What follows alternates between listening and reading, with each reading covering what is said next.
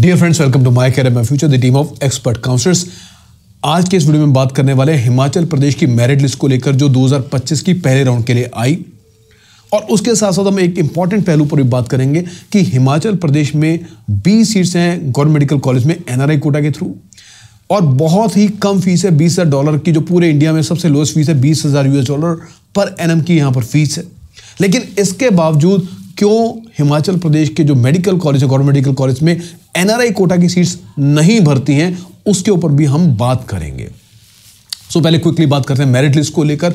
पिछले साल अगर हम बात करें तो 207 बच्चे थे जिन्होंने अप्लाई किया था, जिसमें से 74 एनआरआई स्टूडेंट्स थे और 133 स्पॉन्सर्स थे। इस बार स्पॉन्सर्स बाहर हो चुके हैं। 74 के मुकाबले में 99 एप्लीकेशन 2025 में आई हैं। अप्रॉक्सीमेटली 25 नंबर जो हैं वो यहाँ पर पिछले साल के मुकाबले में इंक्रीज हुए हैं। देखिए, हिमाचल प्रदेश का एक सिनेरियो समझते हैं। पिछले साल यहाँ पर पहले राउंड में जब 20 सीट्स अलॉट हुई थी, 20 की 20 एनआरआईज को गई थी और सिर्फ 2 बच्चों ने ज्वाइन किया था, और बाकी 18 सीट जो है वो सेकंड राउंड में गई थी।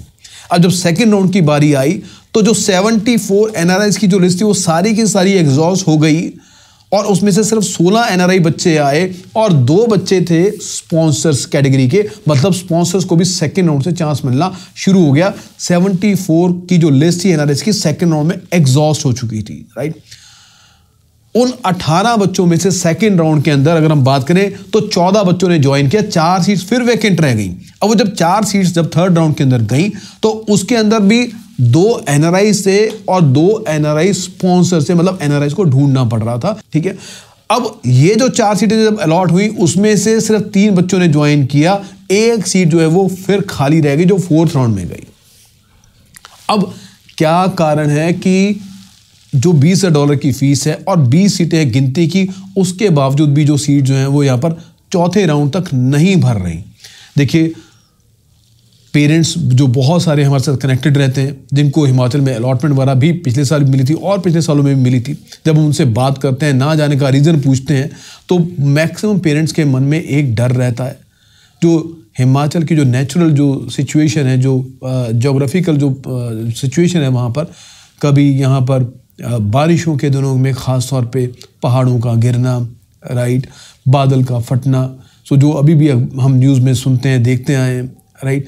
जब ये एनआरआईज हमारे बाहर बैठ के इन खबरों को देखते हैं तो उनको कहीं ना कहीं उस बात से उनके मन में थोड़ा सा डर बैठता है हिमाचल को लेकर। और अगला पॉइंट जो वो ये कि जब कई जगह पर एक्सट्रीम कोल्ड की वजह से, एक्सट्रीम ठंड की वजह से भी उन बच्चों को परेशानी, दिक्कत होती है।